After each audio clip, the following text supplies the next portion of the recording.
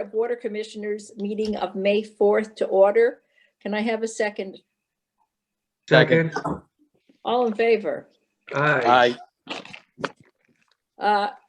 From the commission, I have myself, Leonora Jenkins, Chairman, Stephen Girardi, Vice Chairman, and John Steinmetz, Clerk. We have Jason Federico, Town Engineer, Fred Rogers, who is our liaison with in the area manager for Woodard and Curran. Who else is here? We have Brenda Douglas, who is our office manager, and Carl Hillstrom, who is our plant manager. And Jason, if you want to introduce the rest of the people. I'll turn it over to Tony Ombavono. He's the principal in charge on the projects that Tetra Tech's are working on, and he can introduce his team. Okay, thank you, Jason. Chairman and Commissioners, it's a pleasure to be here this afternoon. Thank you for the invitation to review the capacity analysis that was done at Lily Pond Treatment Plant. So with me on the call today is, I saw him earlier, James Christopher and Tiffany Miller, and one other Tetra Tech team member who is going to join, if he hasn't already, is Andrew Woodcock. So I think, I don't know if it's Lisa, if you're monitoring the waiting room, if he shows up, just please go ahead and Brenda Tech. That's Brenda, and I'm watching too. If he comes, we'll let him in. Oh, okay, Brenda, sorry about that. Oh, that's no problem. It just shows up as Lisa. Yeah. Password. It sounded like you, but I didn't want to assume. You can rename yourself, by the way, Brenda. I just didn't want to screw anything up, so. So not to take up too much of the commission's time. So what I'll do is I'll ask Tiffany to share her screen, and she has a presentation that we can go through. Happy to answer any questions, and then we can update you on a few other things at the end of Tiffany's slides. So Tiffany, if you want to go ahead and share your screen. Okay. I'm getting a notification that says host disabled attendee screen sharing. Hold on. Brenda has all the power. Should be able to do it now, Tiffany. Okay.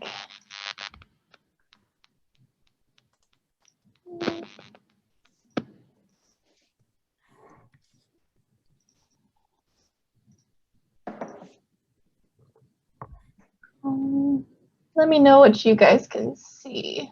We got it. Yes. You can see it? Okay, great. So start that. Okay, so as part of the CIP project, a capacity analysis was performed to review the capacity of the individual treatment processes, starting with the raw water pumping all the way down to the chemical feed systems. And to determine the capacity of each treatment process, Tetra Tech established a basis of design criteria for each treatment process based off of mass DEP requirements, industry standards, and experience with similar facilities. And then that criteria was evaluated against the average and max day demands, as well as the maximum rated plant capacity to determine the limiting processes at the Lily Pond water treatment plant. So just to define some of the terms I'll be using, we looked at the firm capacity, which is essentially the capacity of that treatment process with the largest unit out of service.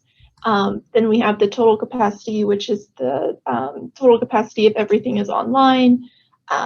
We have the average day demand. So currently Lily Pond is seeing about 0.8 MGD, and the water treatment plant design average day demand is 1.2. Then we have the max day demand, which is currently at 1.6 MGD, and the plant's design capacity is 2.4. And then we have the peak demand, which is currently about 2.4 MGD, and then the max design capacity is at 3 MGD. So these are the processes at the Lily Pond water treatment plant. So like I said, we started with the raw water pumping, and we go through the coagulation, flocculation, sedimentation. Then we have the filtration, disinfection, and then all the way down to the sludge lagoons and the chemical feed systems. So starting with the raw water supply transfer pumps, the basis of design that we selected was we wanted it to meet the max day demand. So looking at both the firm capacity and the total capacity, the transfer pumps meet all of the average day, max day, and the max rated capacity of the plant. So there's no limiting. This isn't a limiting process at the Lily Pond. It checks out. Then we have the manganese pretreatment.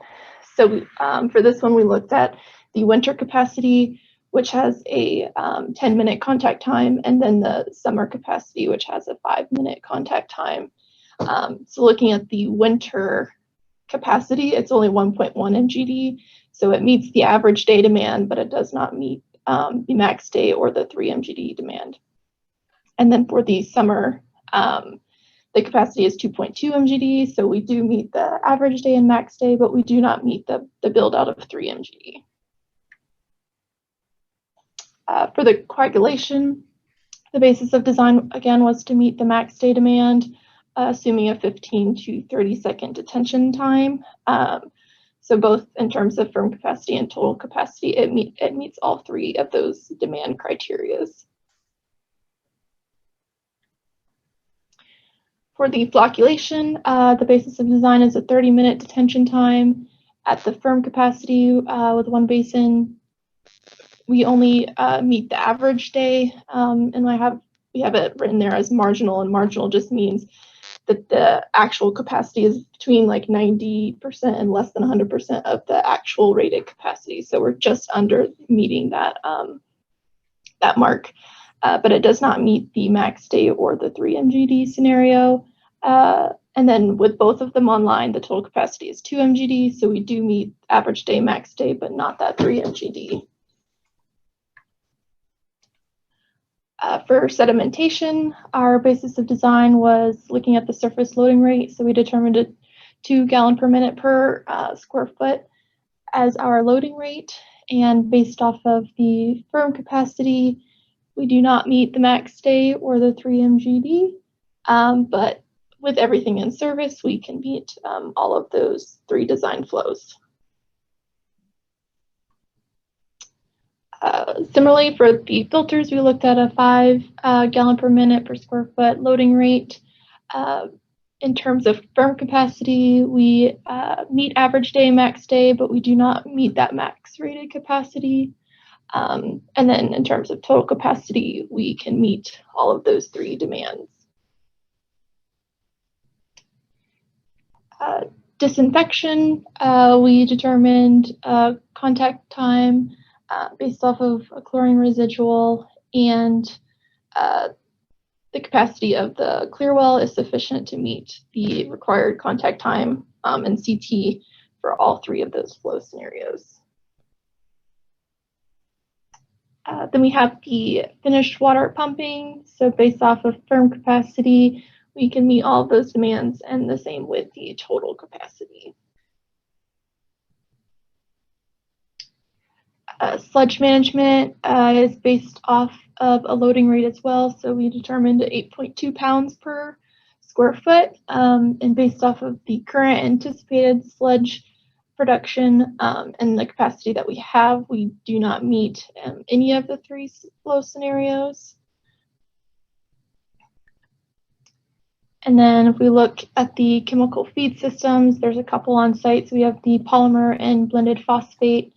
And for the polymer, we meet the current max day demand with 1 out of service, and we can meet the max rated of 3 MGD if we increase the dilution factor of the polymer. And then for the blended phosphate, we can meet a demand of 2.1 MGD with 1 out of service, but if we want to reach that 3.0 MGD, we'll need to upsize the feed pumps. So in summary, the limiting processes at the plant goes back to the pretreatment for manganese. Then we the flocculation basin, Sedimentation basin, and then the sludge management. So those are the four that are kind of the limiting processes out of the whole treatment process. So all of this information will be summarized in the CIP draft report that's expected to be delivered by the end of this week. And then the GIC pilot that we're also working on, that report should be delivered by mid next week. And that's all I have, Tony. Okay. Jason, or commissioners, do you have any questions that we might be able to answer at this point? All of this will be summarized in the draft report. There'll be findings and some conclusions and recommendations in there as well. So as Tiffany mentioned, we're just performing the last QA/QC on that this week, and it should be delivered to the plant no later than the end of the day, Friday. We anticipate getting it there before then, but that's what we're targeting is by the end of day Friday to have it to you. And then similar with the pilot study report, that'll be delivered by mid next week. And then it probably would be a good idea to maybe come back again after you've had a chance to look at that, and we can review any questions that might have come up at that time. Yeah, so the goal of this was to have them start with this presentation, so we can kind of do this in phases and not have one very long meeting going over everything. So the idea is to kind of have them come back several times and present different aspects of the report along the way. So if anybody has any questions, feel free to ask now. I don't have any questions. This is John. Just let back in the meeting. I just called in. I don't have any questions. Okay, this is Lee. It seems our biggest bugaboo here is sludge. Right. And is there any simple solution? Or I know we've been talking about expanding the sludge lagoons for quite a long time. So we've stumbling block. So the preliminary, so we have our meeting with EPA about our proposed discharge permit that is upcoming, but it's 6 years out. There will be an interim step too. So I reached out to both Tetra Tech and Woodard and Curran for some ideas on what to do in the meantime as far as the sludge lagoons are concerned. I also took a existing lagoon design that I have from a previous project and reviewed that with Iria Brothers. And they believe that they can accomplish a lagoon expansion for the $300,000 that we have currently available. So we are going to move forward with evaluating that expansion as just basically a larger version of the current under drain lagoon on site in a interim step to a full evaluation prior to the final discharge permit being issued in 6 years. So basically you're saying that we should be looking at spending another $300,000 as just an interim stopgap? So it'll be basically we will be expanding our drying capabilities. It wouldn't be a wasted investment because the lagoon would be used in any future project. But it would allow for better sludge drying to get us a better cost for removal as we originally proposed.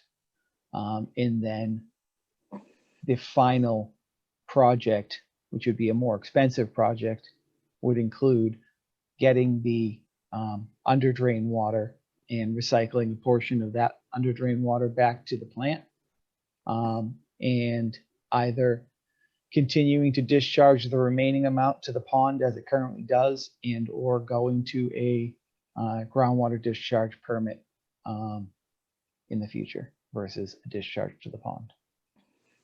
So there'd be a later project that would address some of the outstanding permit issues with the outfall that's currently being used.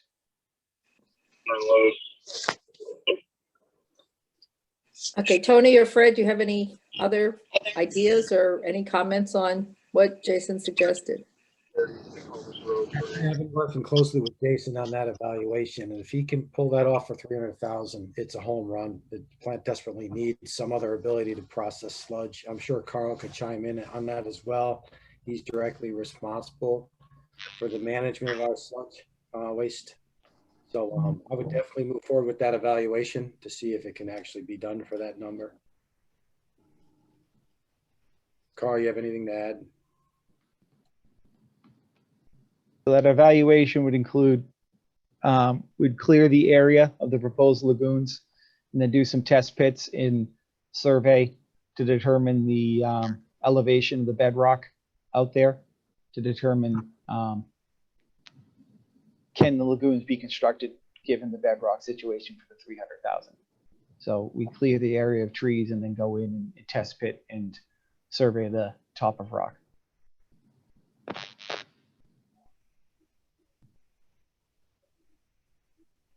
Because I know ledge is a huge problem out there. So basically, if you look out there, there's just basically two large outcrops.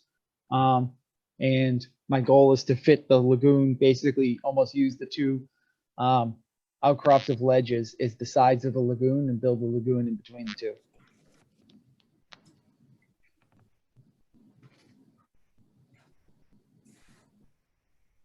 Any other comments? Oh, this is Carl. I'm in total agreement that any expansion out there is a plus. I'm just wondering what the process is to get approval. Do we need to get pre-approval, Concom approval? So DEP would be approving any proposed expansion. The first phase is just determining what we can actually do. Then we would submit a plan to the DEP for approval. Any work is outside of the buffer zones for the wetlands in the surrounding areas. So it's up further away from the pond than the existing lagoons. So it's outside of any buffer zone. So are you hoping to avoid ledge removal, Jason? And yeah, kind of, okay, that would be good. So the goal is basically we're pumping currently between the two basins.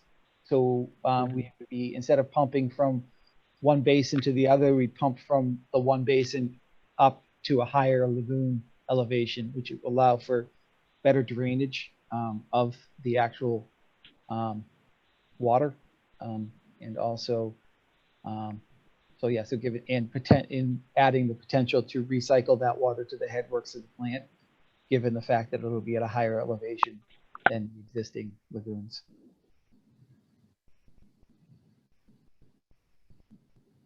Now, haven't we started with DEP already on expanding the sludge lagoons? So there was a proposed expansion in 2003, 2001. It didn't get constructed. So I reached out to DEP and asked the question, if we were to expand the lagoons, would we need to permit it? And they said yes.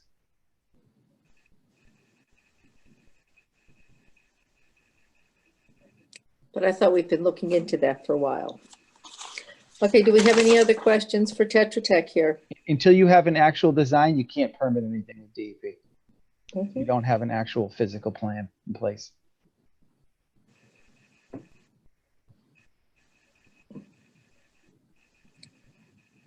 Well, thank you,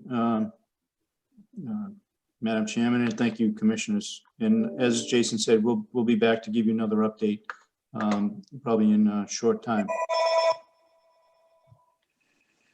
Thank you very much. Thank you so much for coming.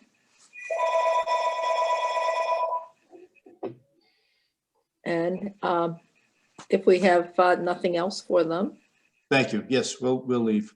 Thank you. We don't want to hold up your day. No, that's okay. Hello. Thanks, Tony.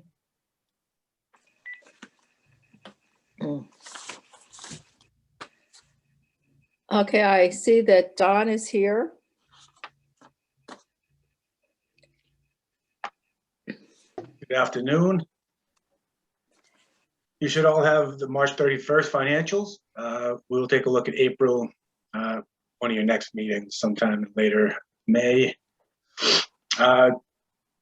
Continuing to do great financially, budgetarily.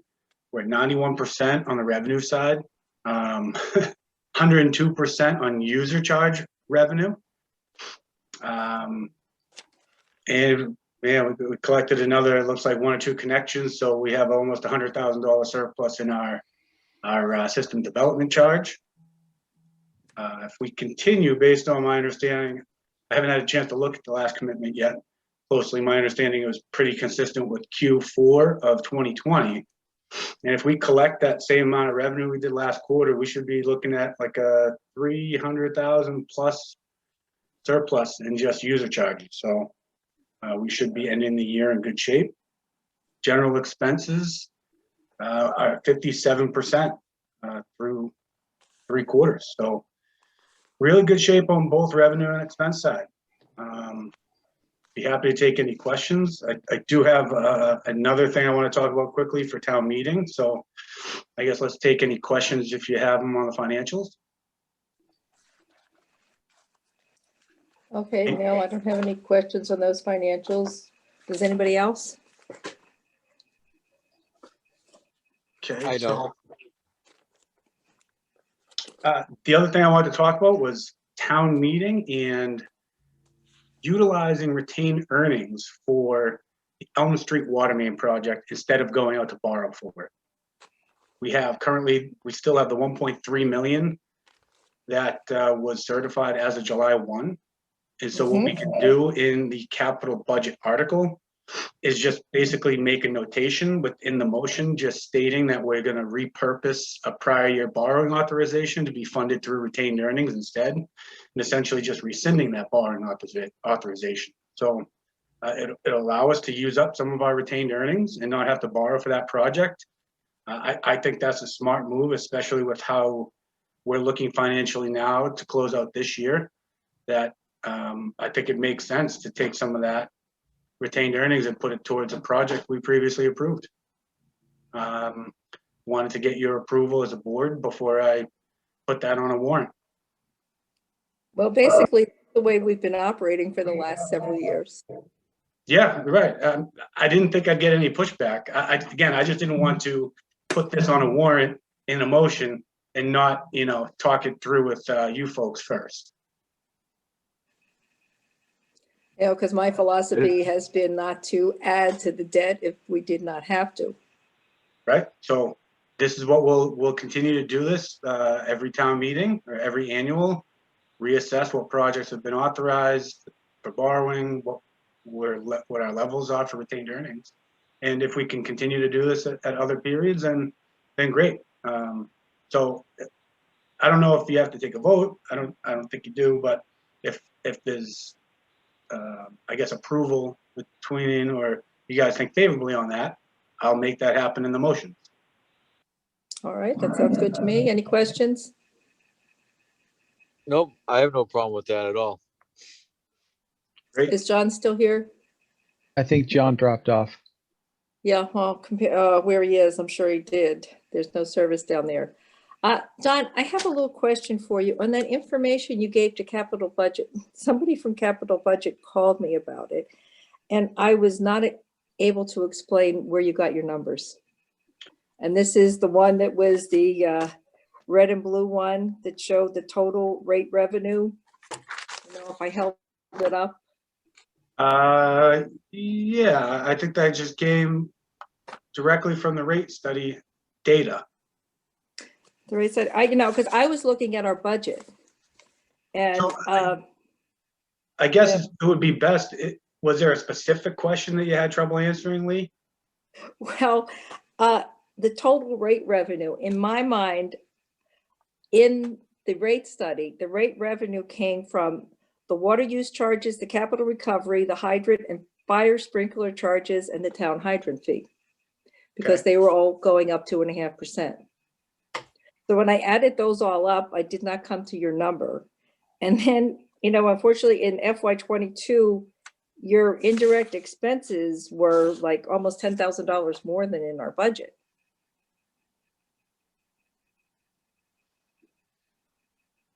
So, because they were looking at the budget and looking at these numbers, and I just couldn't give them an answer. I mean, you don't have to say, what was the question? Because I explained it pretty well during that meeting. So I would have been great if they reached out to me if you still had a question or they had a question. But yeah, well, if there's no, a because specific they were question, looking I'd at the be budget. happy to answer it. But and then the old 2.5, 2.5, 2.5. But in the rate study, it looked like everything was going up 2.5%, meaning also the hydrant fee and the sprinkler charges. okay. That's what I assumed. And I just couldn't add them up, like even in the FY21 budget, you had total rate revenue of $4,249,378.64.9. And I got $4,518,416 adding up the four numbers. Okay. Well, Yeah, I but if worked you with want to Jason to explain get it these. another time. They are coming from the study. It would have been great if you told me ahead of time. I would have been able to prepare an answer for you. I don't know Well, right off the top of my head. So Don, I'm still waiting for those answers to the two questions I've asked you since March 9th. What we haven't what gotten are you answers talking- to, but that's All right, okay. hey. No. Let's document the questions, Lee. So I've Okay. had no questions outstanding from you at this point. Please ask them now so I can get back to you with them. Sure. Okay. Number I one. have that one, the email you sent me after I said it would be good for us to have a list for capital budget of the capital projects done in the last 6 years that did not go out to bonding. And you said, sure, I'll get those by the end of the week. That end of the week never arrived. Oh, well, Then okay. there was the other next question one, about next one, please. how you came to that number that you had for the increase in the school budget that you presented at the advisory meeting. Okay, so And number that was one, CC somewhat to all of easy. us, and I never got a response to that. I noticed you responded to advisory, even though they didn't ask you that question. Well, somebody asked me, and you CC'd everybody on advisory. I responded to everybody. No, you did not. You did not respond to us. You responded to advisory about what the 10% increase was for the sewer charges. And then you also went through where you kind of made that slight mistake of over $40,000 with the number you presented to them. Lee, But you I get never you're upset, responded to us. but I'm not going to go back and forth with this. So No, I I'm just can- telling you, I never got a response. I don't think Well, Steve look- got a response. Did you, Steve? if Steve asked me something directly, that would have been great. I've not gotten it. No, I mean, this was an email that was sent to all of, I CC'd Steve and John on the email. And I hadn't seen the response, and I don't think Steve saw the response either. I sent you the data that I used that was provided. Hmm? I sent the data that was provided to come up with that calculation, noting that there was an error in that data. So I provided the information. So a brief explanation to this, and then we'll be done, is Water Commission voted to change multi-units from a tier 3 down to 2. You then voted arbitrarily to just add a tier to a town, assume a town and school, assuming that that's making up the difference. And the numbers that you threw out there were, your recollection was 50 or 60,000. We had Jason run the numbers. Yeah. The rate difference used was a tier 1 to 3 instead of the tier 1 to 2. The number, the increase came out pretty close to the number that you threw out. So we thought we were in good shape because we were trying to scramble to get this information for a committee a day and a half after a vote was taken. So the information, unfortunately, had an error in it. It was not done intentionally, like I think, some people think, but I've explained there was an error in the calculation, and ultimately, it's good that we didn't add a tier to town and school just at the last minute. I think that's very unfair. So anyway, that is the explanation as to why those numbers were different. and I'd be happy. 6 years, projects, no borrowing. I will get that right over. I mean, all that data is pretty readily available. So I can get that to you, Lee. How about that? Well, it would be nice if you could send it to all members of the commission, like I had requested. All right. You know, these were all items I asked to be sent to members of the commission. And you did not have just a day and a half to go through those numbers, because I sent an email out over a week before that with my idea of possibly trying to mitigate some of the loss from the commercial and the apartments as adding tier 2 back into the town, because we took tier 2 away from the town years ago. And that was something that was thrown out in an email. I don't remember seeing quite a it, while so. before that, and I sent it to Jason. Well, I'm not But privy to anyhow, Jason's okay, email, let's so continue on. Is there anything please. else that we need to discuss? Holy- I apologize for missing that comment in the email in the last meeting. Okay. Whatever, but you know, I'm just trying to find ways, because we were hit with that at the very last minute. I just have to Of say, a I great mean, study that had I been get going the, on for months and months and months. You know, and I that didn't was understand done why. last minute. That vote was done last minute. I apologize that the information had an error in the calculation. You know, I would just love to be able to get past this. We're all trying to do the best we can for the Well, I know water we're all commission trying to do and for the the best we can, town. but to do that at the end of the advisory meeting, when all the advisory members said, if you do that, we're not going to pass your rate study. So that put us in a bind. I think they had to know that we were gonna just arbitrarily charge the town and the school. So you So came up again, with a number that was over $40,000. It was way over 40,000. it was and close then- to the number that you referenced in a meeting. I'm not gonna argue, Lee. I apologize okay. that it was wrong. You know, I said But- that was a number from over a decade ago when Okay. things were different. But hey, All right, I think, so let's go on from here, get the because we point. have to get a lot done today. Thank you very much. Thank you for your time today. All right. Okay, Let me know if you have Jason, any is there other anything questions, on the everybody. Elms Meadow update? The samples were sent off to the lab. They were received. So they took 5 25-gallon samples and sent them off for benchtop analysis piloting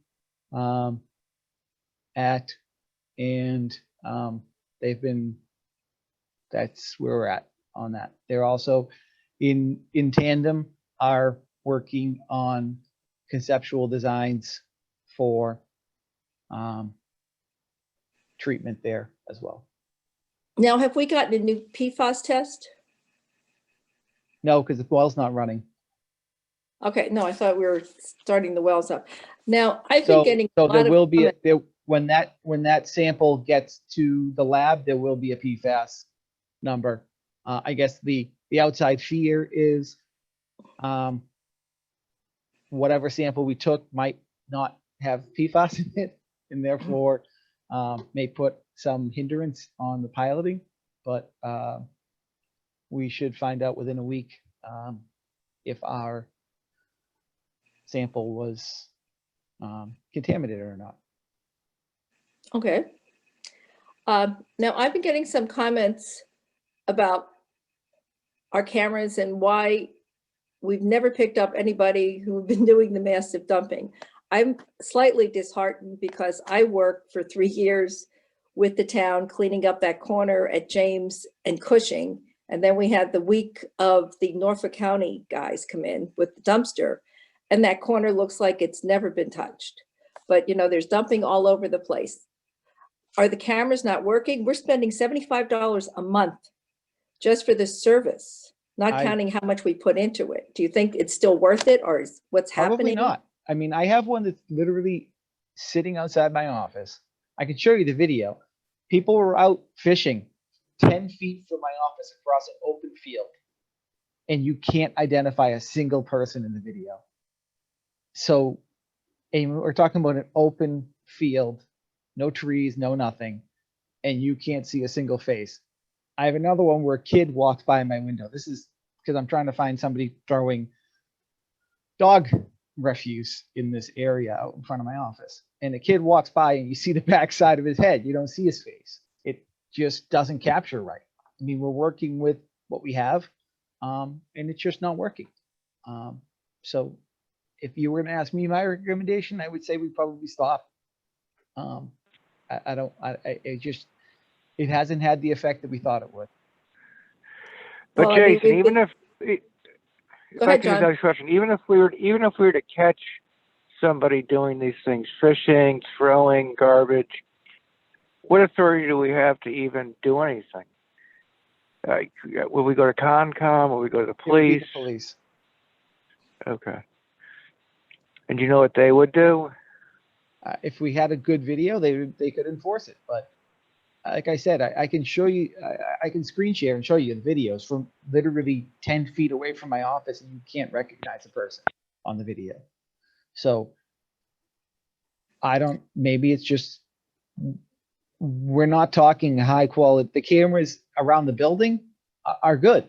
They, here at the plant, you can see images in those clearly, but those are professional security cameras. The Arlo ones that we're using, it's just the way they're programmed. I guess they're just not working well. I mean, I don't know what the choice was when we purchased those, because I thought they cost like around $1,000. No, they were $300 a piece, and they are the only ones that I could find that were cellular based. So that's what we did. I mean, I'm not a security expert. I don't play one on TV. I've done my best. If anybody else wants to take them over and move them around themselves, I'd be more than happy to have you do it.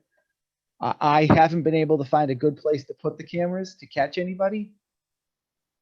And I don't know what else to say. I mean, I didn't get hired to be a security consultant. I'm an engineer.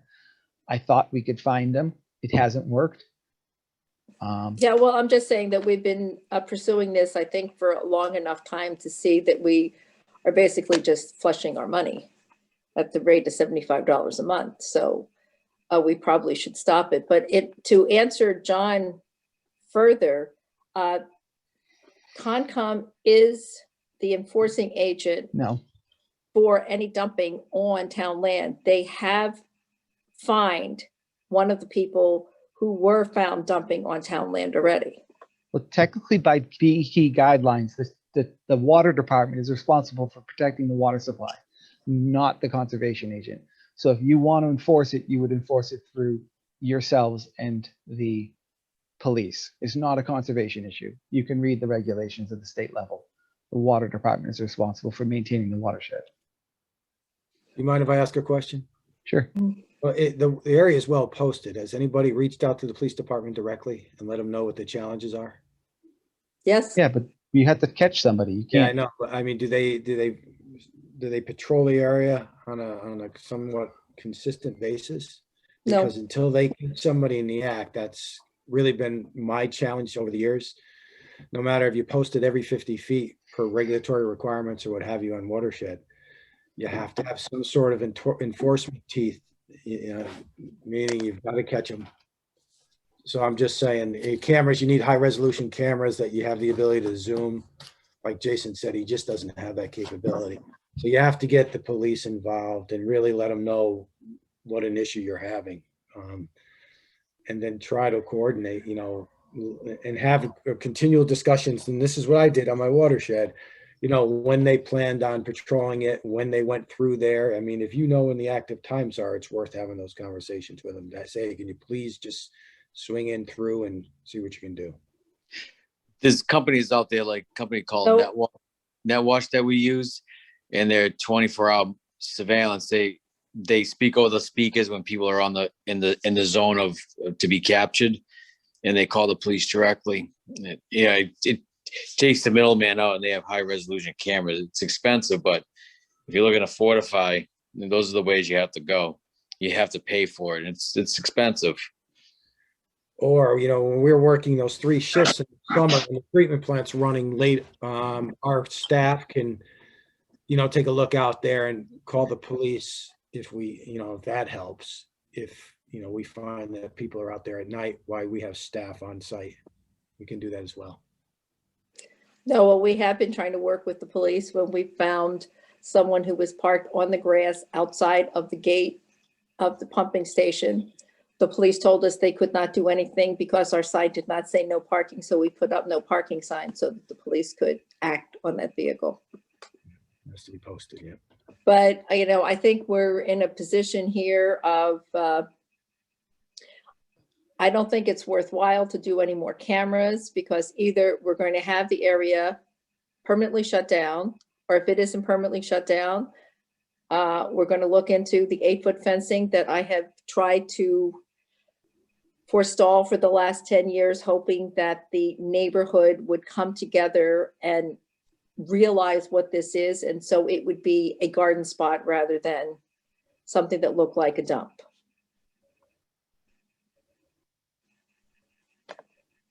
Basically speaking, you know, everybody is so concerned about supposedly water quality and the cost, but it doesn't look like it.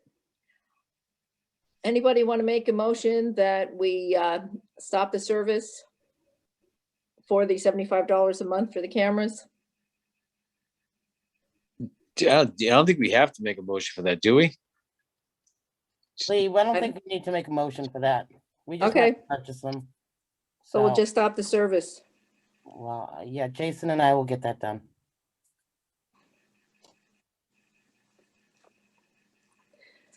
Okay, next is testing. I was wondering what's happening with Peppermint Brook? Anything possible coming up with any testing there? We're still working to try and recapture the existing sites.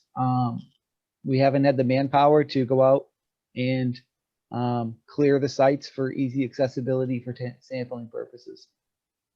So we haven't yet started the sampling.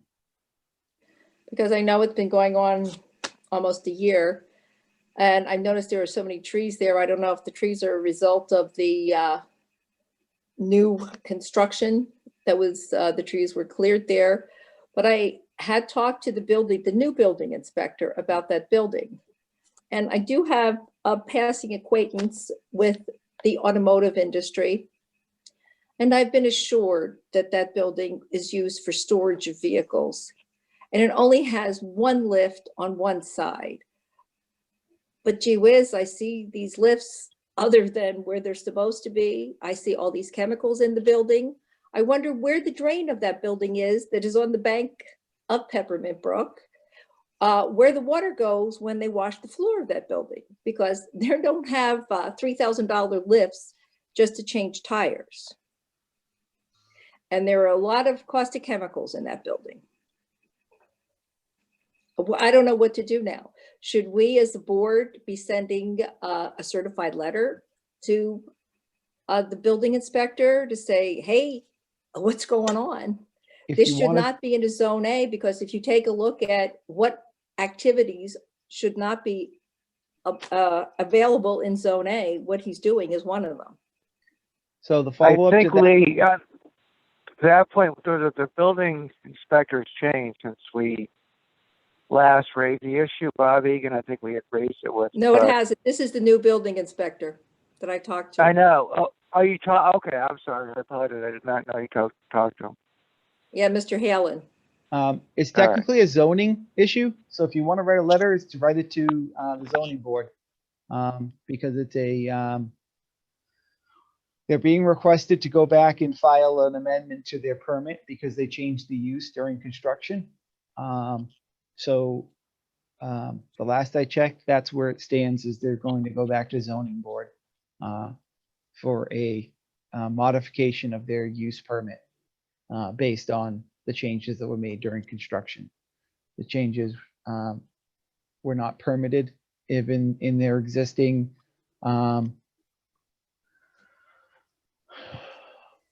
when they got their permit approved for construction. So that is the path forward currently. So if you'd like to make a comment and write a letter, it would be to the zoning board of appeals. I mean, I can't imagine how they are allowing all of that activity there, and especially having those vehicles still parked there. They have the trailer and another truck. Yeah, it's part of the, so it's a zoning question. So if you want, that would be the route, is to write a letter to the zoning board of appeals, asking, if and when there will be a, request, an official, modification request to be happening for that site. But in the meantime, they're polluting the area. Potentially, because we don't know where any of that stuff is going. So do we just wait and say, oh, gee, we have an environmental problem here now because they have been allowed to do this activity for months on end? It used to be, Bob Egan was also the building inspector and the zoning enforcement officer. Is John Hallen also a zoning enforcement officer? Do you know, Jason? Yes, he is. And so when he first started, that's when we met him, me, Okay. and Orem.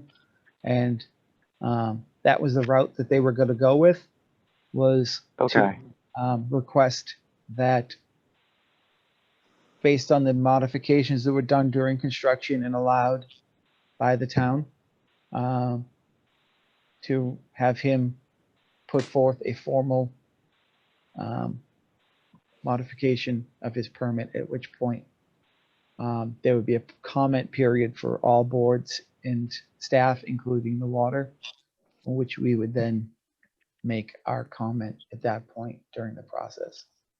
But I assume the building department signed off on the building when it was done with modifications. Yes. Okay, so that they're going to argue, well, it was signed off on. And You it know, was but if sold- you it was take a sold look at during all the time- reports that are on our website and all of the possibilities that can happen with that type of building on that location. It's I agree. a I mean, disaster waiting to happen. I agree with you. And I mean, they have moved a significant portion of the stuff away from the grassed area from what was there originally when you first brought it to our attention late. Well, the state made them move the cars too. So that was the last, when I mentioned it, the last time I touched base with them, and I can do it again, and I'll CC you guys if you'd like on the email to John and Jen Orem, in regards to when and if there will be a hearing and or application for revising the use at that site. But I mean, if there isn't going to be a hearing, you know, what do we do? There has to be a John, I'm hearing, going to send you the pictures I took of that location so you can kind of get an idea of what they're doing. but there has to be a hearing. You can't change the use without a hearing. Well, I mean, how long has it been since they've been using it?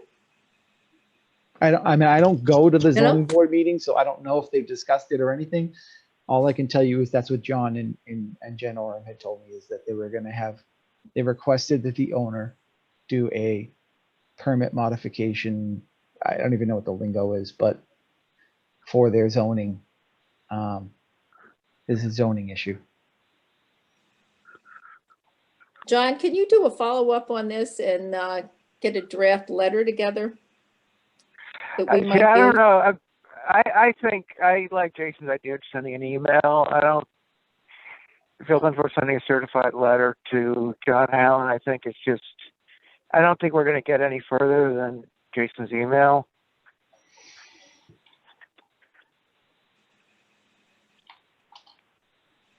Well, Steve, what do you think? I'm sorry, mate. I'm on call for work, and one of the guys that had called me for an issue. What was the question again? And I apologize. Okay, so Lee is suggesting that we draft a certified letter to the building inspector, John Hallen, on the garage at 3A that's has unauthorized use going on.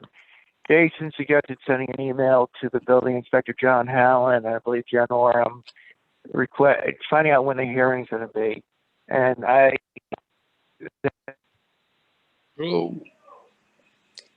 Okay, basically what he's saying is when and if a hearing is going to happen because of modified use for the building, because the building was supposed to be for storage of cars only.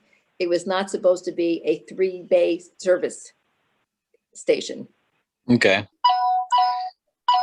So, And a 3-bay service station in a zone A is specifically not allowed. It, according to all environmental impact studies, it is a disaster waiting to happen. We So don't you- know where the drainage is going for anything that is coming off of the cars and where the water goes from there, where anything goes from when they wash their floor. And I have a picture I'll send you. You could see all the chemicals on the wall that is adjacent to the bank of Peppermint Brook. so would you want to send an email to the zoning board? To find out, they were supposed to get a modification to their permit because the building that they have there is not according to their permit. The building was supposed to be just a building for storage for 12 cars, period. Nothing else. This is not a storage building. It's a mechanic shop. Right. And you do not put caustic chemicals right adjacent to your water supply. You know, it's like, oh gee whiz, if you have a gasoline delivery truck that just happens to have an accident right there at the pond. We say, oh, well, no problem. You know, this is what it is. It could be any of those chemicals can go right into Peppermint Brook and come into the pond. But we don't have any base numbers of any readings on Peppermint Brook at this time. And another problem too, looking at all the materials that are on our website, you see all the studies that have been done through the years of why we're having problems in the pond and through Peppermint Brook is because of the development in the town, the lack of sewer, especially in Beechwood. This is why we're having the TOCs that has been discussed ad nauseum. And then we also have the milfoil problem. But you know, this is just one thing I'm looking at because since I'm in the business, I know from all of the years of the seminars I've taken what the problems are. But if no one feels as though, hey, we'll just let it ride for a couple more months and see what happens, keep our fingers crossed, we can do that. So would you want to do, write a letter to zoning board? And Well, they are supposed to be applying for a change in their permit. They haven't done it yet. We know how long they've been open doing this work. And it just seems when I contacted the new building inspector, he seemed okay with what was going on. He said, oh no, they're using half of the building for storage, which obviously they are not. Mm-hmm. And he hasn't been there lately, I guess. So I don't know what kind of enforcement there is in town. I guess since it's on the watershed, Jason said we are the enforcing people. So what do we do to enforce it? Get DEP in here to shut them down? I don't know. Or do a joint session with zoning, right? Yeah, do if we that? can get zoning to do anything. They could gave always- them the you permit could to do ask what to get they're on the doing. And I agenda. know when they gave them the permit to do what they're doing, there were a lot of people there. We were not contacted when they were having the hearings, but I know a number of environmental people went. Hey. And they were very concerned about the activities on the site. But zoning listened to the developer's engineer. Oh, Steve is gone again. Okay, Jason, since they're gone, please write the letter and find out whether or not anything is going to be done in the near future. I If not, sent we're it- going to have to take other steps. I just sent an email to John. I CC'd you guys on it already. Okay? We'll see what he says, but it might be worth, if we don't get the response you like, ask to be on their next agenda to the zoning board Okay. to discuss it. I mean, I'm just because I agree with concerned John, like, with pollution coming in. why not take the easier road and even just attend their meeting and discuss it and not have a written letter situation that requires as John knows, being a lawyer, every legal letter requires a legal response. And by going to the meeting and having a discussion, you might get further quicker than the other path. Well, hopefully maybe John can go to the meeting since he is an attorney and he might know how to talk to them. We can go together. We'll see when their meeting is and see what type of response we get first. Yeah, see, we say so I sent the email, CC'd you guys to John Hanlon and see Okay. I'm happy to attend the meeting if I'm available, and we may want to request, I don't know if we would need to get added to the agenda to be heard. Yeah, that's what I meant, is get Okay. actually a request to be in the meeting, not just show up. Okay. Yeah, I'm happy to go with Lee and Steve or whoever wants to go. Okay, I will send out those pictures that I took several months ago so you can get an idea of what is inside that location. You can see where all the chemicals are. All right, let's move along now. How's Elm Street coming? Elm Street water main, we made final comments with Brendan today on the plans. Specs are all ready to go. We'll be out to bid within 2 weeks. I thought it was supposed to be, the bid was supposed to be open by the end of April. We were hoping to. There was issues with the plans, reviews of the plans, and turnaround time on the comments we made in the first phase. So we have not finished the plans yet to date. Do you think we're going to get this job done before the snow falls? Yes, we will. Because I know how backed up everybody is. You know, that's the thing I'm very concerned about, because there are huge issues with contractors, with employees, and now there's shortages of everything throughout the supply chain. I even heard about the shortage of chlorine at the swimming pool today. The only feedback I heard from contractors when I reached out to a couple on this was as long as we're not moving PVC pipe, which we're not, we're using ductile. PVC pipe actually has a really long lead time right now, ductile iron.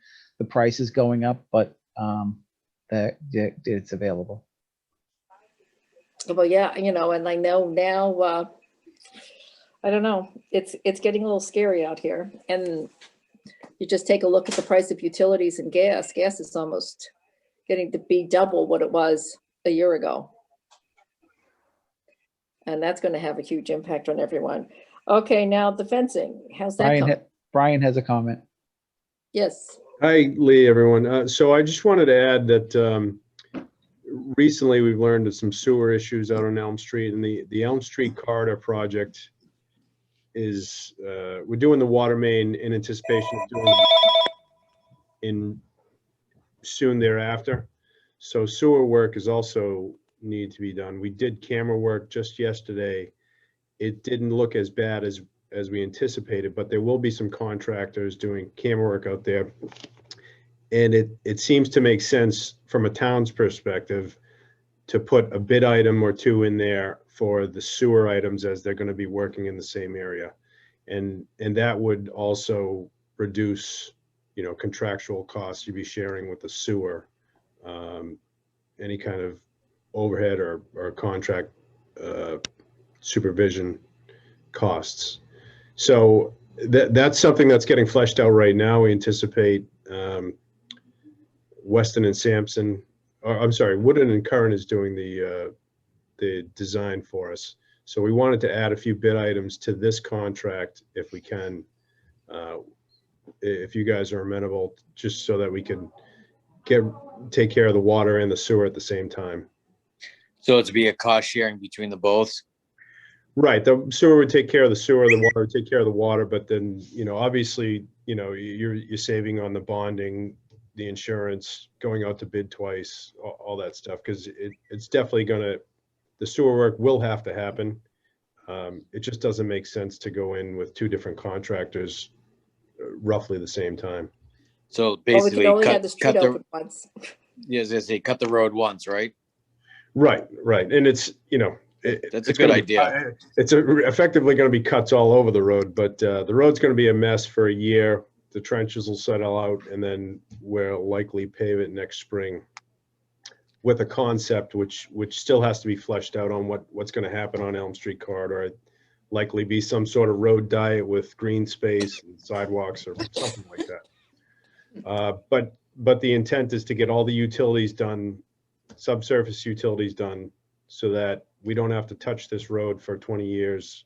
You know, we have a nice smooth paved surface without any kind of leak repairs and such. Okay, now my other question was, when we initially started this project, it was the road started up, we put in our water pipe, and then we didn't have to pay for paving. Are we still in that same situation? Yes, so you will pay for trench repair, which is, it's part and parcel with your trench work, but you're not going to pay for curb to curb paving. That's that'll be the town. And the town is, we're seeking grant money, you know, we're constantly seeking grant money to do that, whether it's through Complete Streets or some other grants, but yeah, you won't own the curb to curb or reconstruction of the street, just repairing your trench. So it'll last for a year until we go in and do the full curb to curb. We'll be Okay, just 'cause doing, we'll be I doing presumed that we a were supposed- 4-inch patch. We'll be doing a 4-inch thick patch so that when they come in and mill and do any shaping of the road, it will match the existing pavement thickness. The only thing I'm concerned about is, because this has been delayed about almost 2 years now, we've had 2 major breaks there, about having any more breaks before this project gets done. Well, it hasn't been delayed 2 years. It was authorized the last year's town meeting. We delayed over the summer due to the fact we were trying to do the Mass Works grant that we ended up not doing. And then it was just determining how it was going to tie into the Elm Street project as a whole on the town side to determine what the timeline of the project was. So we're still up in the air about when this project is getting done. No, it would be Waiting this for summer. sewer and. It'll be this amendments construction to the season. contract. Yeah, this construction season for sure. It's got to be done this construction season. The road as it is right now is a mess. It's only going to get worse when, actually the trenches will probably be better than what the existing road looks like right now. Now, is there any way that we could order any of the pipe now? Or is that just totally Yeah, I under the mean, contract? I mean, it's all part and parcel with the bid. You know, you're going to have unit bid prices for all the different items, and Sometimes contractors will actually get better pricing than the town will because they buy in higher quantities than the town does, especially ductile iron pipe. If you were talking about water meters, yeah, we'd get a better price than a contractor, but they buy in such bulk quantity that the vendors will give them better pricing than a town because it's not something we buy. yeah, Well, no, I'm looking at it from the perspective of maybe the supply won't be available when we need it. I don't think that'll be the case, but yeah. Okay, I don't think we're saving any money. PVC, like you said, PVC is gone. It's had 3 price adjustments since January. And a lot of other building materials are the same. But I think this is ductile, so I don't know. I don't know that it makes sense. A lot of times when you buy product and then you give it to the contractor, it's an excuse for them to, a gasket doesn't work and Yeah. gasket rolls and we have a leak. It's your pipe. You bought the gaskets and Yeah, I agree. well, as I said, I'm just concerned about the supply. If there's just some way that we can move things along, and even if we have to have the contractor buy it and say, save that for us, don't let anybody else use it. But okay, sounds good. Well, just keep in touch and let us know what's happening with sewer. Oh, did we ever find out if there was a leak over there by the meadow with the sewer no, to cause the PFAS to go up? inquiries, there was no leak, and then the previous camera work didn't show any kind of leakage out in that area. Okay. I'm just concerned it's the chemicals that are there. Yeah, I mean, I'll just tell you, unrelated but related, the NIPD's permit for the sewer plant just came in. And there's PFAS testing on the sewer side as well. Listed. There's no PFAS limit or MCL or anything like that, but there is a testing requirement in it. So that's something that needs to get clarified in the we're in this question and answer period, but it's going to be interesting. It's something that's going to hit, I think, the sewer industry maybe more so than the water industry, because as you imagine, you've heard from sampling that, if you're wearing a raincoat or something, it could contaminate a sample. But what if I go home and I wash my raincoat and that goes down in the sewer, and then, it goes through the plant? What does that look like for discharge on PFAS? Yeah. It's something that's going to be, it'll be a hot topic for the next couple of years, I think. Well, I went to the advisory meeting and I noticed that there were a couple of advisory members were thinking about maybe we should build a new sewer treatment plant in a different location. There's been a lot of ideas out there. I think, our current plant has a really high quality effluent. We have the new membranes that were just replaced in the last year during this COVID. It turned into a bigger crisis than it should have because of the supply chain you were just talking about.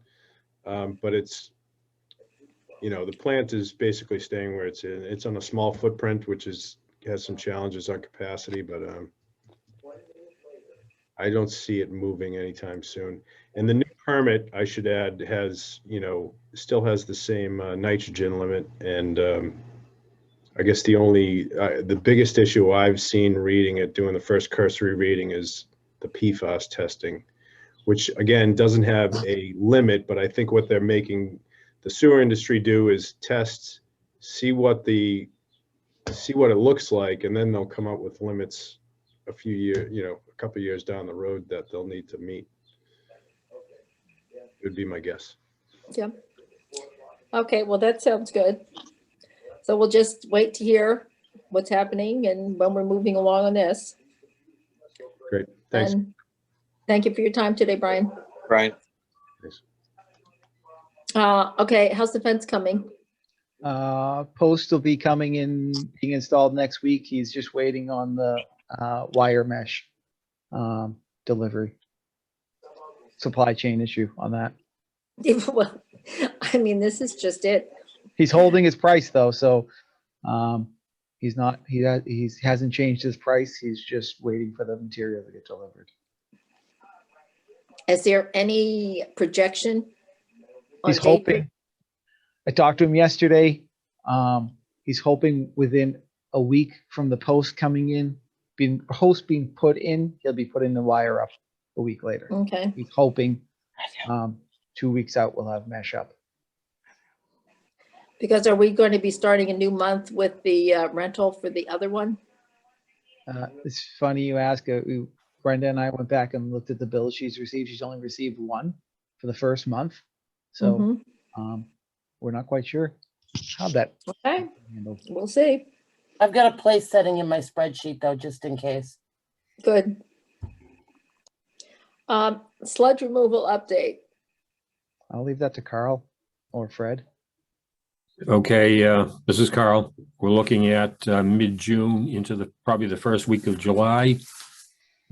We'll be splitting the disposal sites. Bourne can only take 1 to 2 loads a day. We want to take advantage of that because it's probably 1/3 cheaper there, and the rest will go to New York in the Albany area. Wow. Where's the closer one? In Bourne. Bourne, okay.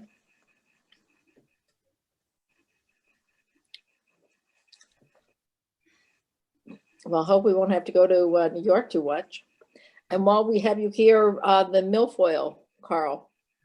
I received 1 bid on the milfoil, the removal, the suction work at the intake area.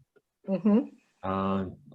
The contractor that bid it is working in Boston. He's told me that he will be available at the end of this month, so probably the last week in May.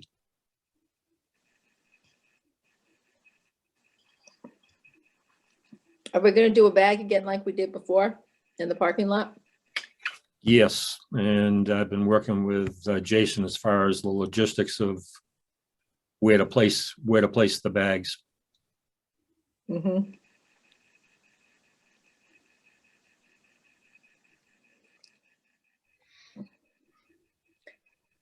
Yeah, because I've been reading so much about the milfoil from 25 years ago, how everybody was so concerned about it and clogging up everything and getting rid of some of our capacity. We can only do what we can do. Any other questions on milfoil, guys? No other questions. No. Rate study questions? Had there been any people who have been reaching out, any groups that want to talk to us? I have not heard back from Old Goats. I asked them and they haven't picked up on anything.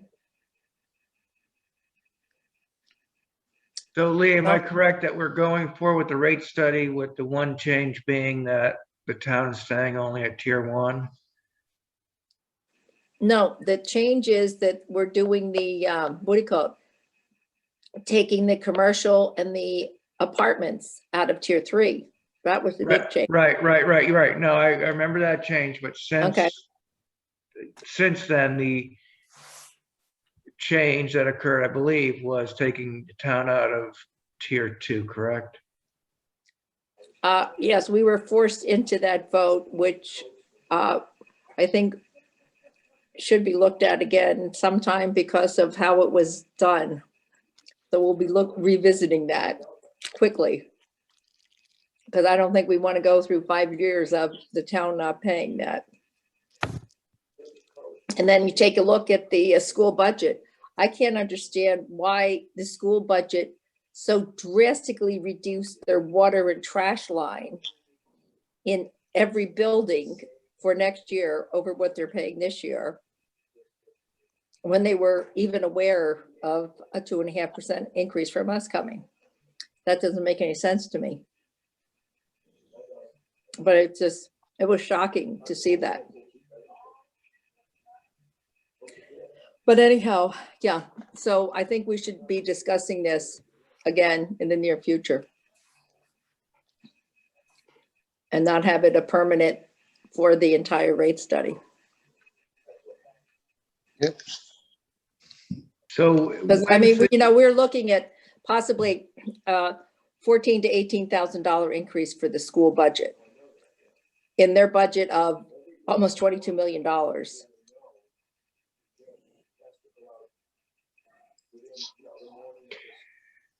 what's the date of the town meeting and who's presenting? The town meeting is this Monday before Memorial Day, which is the 24th of May, this month. Is there going to be a presentation on the rate study? I was presuming that Jason was presenting.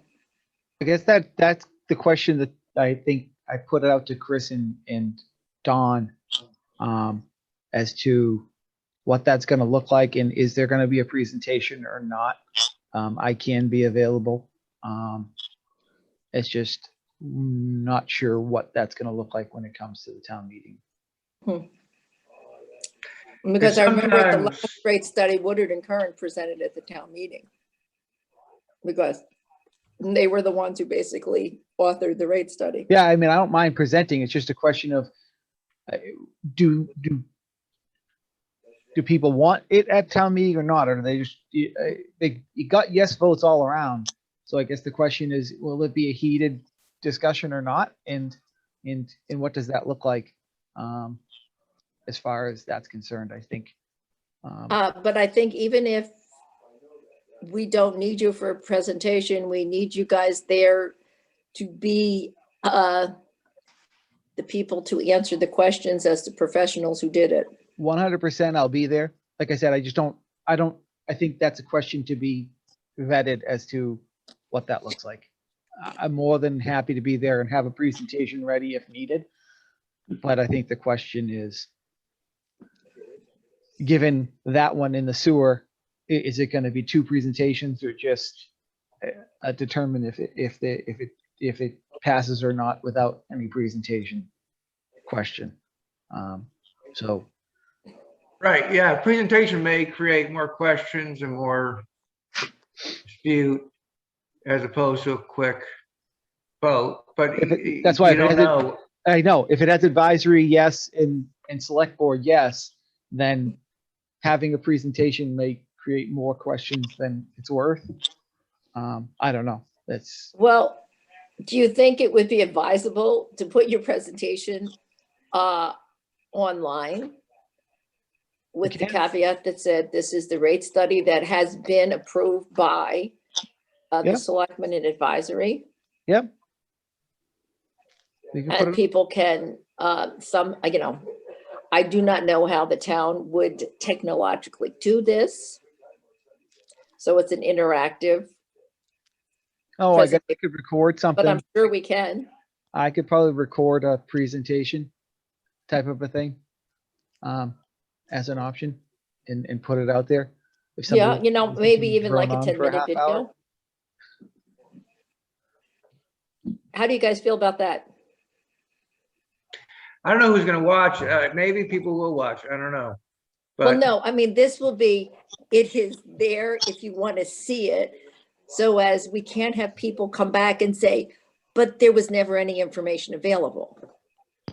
I'm fine with it, I just, I'm not sure, I think 10 minutes is probably good, and what Jason's saying, please call me with questions. So, and then I think Jason and Don being available at the town meeting is good. Yeah, because I don't even think the presentation is 10 minutes. Oh, No. that presentation, the rate study presentation? That was more than 10-minute I may have rifled through it the last time we went to advisory because we did it at the select board meeting. It's got to be at least 15 minutes for me to go through those slides. I don't know anybody's going to sit and watch a 15-minute video on YouTube of me talking about a rate study. It's just me. But we wouldn't see your face, we'd just see the slide. I wouldn't watch it. I won't watch it. I'll be No, but I'm just saying it'll be there I didn't say so anything. that the information is available and people cannot say that we did not have the information available. 100%, I will do it. I'll put it up as a PDF to start, and then I will work on a video presentation as well. Yeah, but we have to get that going kind of quick because we only have 20 days. Yep. As long as we have it up, I'd say 2 weeks before town meeting. And at least, and maybe put something on Facebook. Say, because you have the 143 Facebook and say, here is this. So we won't have blowback questions. Okay, any other questions about this? I can reach out to Corey too and see if we can get something on the public access TV thing too. Yeah. I mean, again, maybe you could be interviewed by Don Royne. Yes, I mean, I'd rather do that than make a PowerPoint presentation for the website. I'll tell you that. Well, you know what? Maybe that would be better to do that and then have that as the video. Yes, because that's, you know what I mean? Not in a bad way, because you listen to your own voice and then you get obsessed over it and then it just is not going to be good. I'll reach out to the TV and see if they want to do a talk on the rate study for content. Yeah, I mean, that might Then be. we can post that link to the might be video better. to our website. And then that way, because you couldn't have it on TV and that. Yeah. And we're covering every base. Exactly. Okay, good idea. Anything on our favorite friend, Don Stasko? No update from me. Because it's really amazing. I have one elderly person in Cohasset keeps saying to me, is there anything happening with that building? Has anyone noticed anything happening with it? I saw a concrete truck there the other day. Don't know what he was doing, but he had a chute going in towards, it was on the left side of the building. That's a building I don't know. question. Now, anything happening with sewer with it? That's the sewer department. All I know is we haven't received any money. Yeah. We haven't received any requests or haven't received any money. Has that pile of dirt been going down to the right of the building? Sure. I go to No I idea. go to Shaw's. I haven't really stopped by there. No, every now and again, you take a look at that. But I don't know what else is happening with it. It's just kind of crazy how he's just there with nothing. Oh, well. How about the Cook estate? Any word on what's happening with that? So Cook Estates, I know a lot about. Did they ever get it fixed, or are they still pumping daily? I'm gonna finish. They are in the process of investigating what the issue is. They have a geotech drilling happening, I want to say this week. So they can be installing monitoring wells on all 4 sides of the existing 4 systems to determine how the groundwater is flowing. But yes, they are continuing to pump 2 of their 4 systems. Lee may remember this. I used to live on Sawyer Street right near there. And this was probably 2005, 2006. They wanted to put like 97 units up there. And they had people come present to the selectmen saying that this was the best soil ever for perking. And do you remember that, Lee? Anything about that? Oh, yes. Hey, well, gee, there were all those wonder things going by. Yeah. So, not to bring up old history, but it was crazy. They had an engineer come in saying that this is the best land I've ever seen for perking. Yeah, it's probably the worst land that I've ever seen. Yeah. Yeah, well, I mean, you see that there's so much water in that area, and then that kind of flows over to Peppermint Brook. So, this is why, I keep bringing it up, because it's, potential pollution for us that we're going to have to mitigate through the plant. And the more we have to mitigate, the more chemical and sludge costs we get. And people just don't understand what they're doing. So, because that's a Board of Health issue, I am fully involved in that project. Yeah, well, I mean, there's just so many Board of Health and everything issues around this town, but whatever. I can only do Board of Health and not all the other departments. Health, we are actively pursuing them. They are actively trying to determine the solution. There's no sewer department. They met with the sewer department. The sewer department said they can't connect to sewer until every option on site is evaluated and determined to not be effective. So it's potentially going to be a long process, but they do continue to pump their system on a regular basis in the leaching fields. Then they'd have to, that'd be expensive to hook up to sewer, wouldn't it? They'd have to bring the sewer there, and then they charge per house, or they're in Stasko's plan for 390 CJC. He did provide an easement for them to connect if that becomes an option. I know, John, you weren't living in your current house when they did the Little Harbor project, were you? No, I wasn't. Oh, so you missed that cost. No, I'm paying it right now. I mean, it was like 28,000 up front in order to get the sewer to go by each house. But okay, Carl, I think you can probably answer the spring flushing program. How's that going? We concluded yesterday.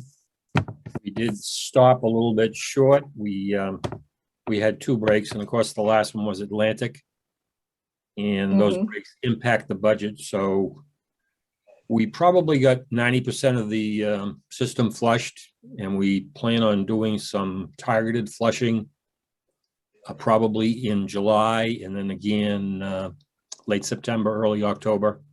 Areas where we seem to get dirty water on a regular basis. Okay, I remember a couple years ago when you guys first came in, the flushing was really bad. So in the last couple of years, how would you describe this flushing compared to previous years? Well, certainly much better than the initial. And talking with Brendan, yes, it's things clear up more quickly every year. So definite improvement. Well, that's good. And then we're going to start the leak detection too, right? Yes, I hope to hear from the contractor this week. I spoke with him a week ago and he was anticipating starting next week. So I should have, I'm hoping by the end of this week, I have a firm start date for that. That sounds good. Hopefully we won't have too many problems. And we did do a Doan Street, right, in the flushing? Yes. Yes, and that we'll do that again, as I said, probably July and then again September, late September. Also, Was with the the water flushing down on there when you Dome flush? Street, it was clear. I had sent Connor out there about 2 months ago to flush because of the complaint again, and it was clear again.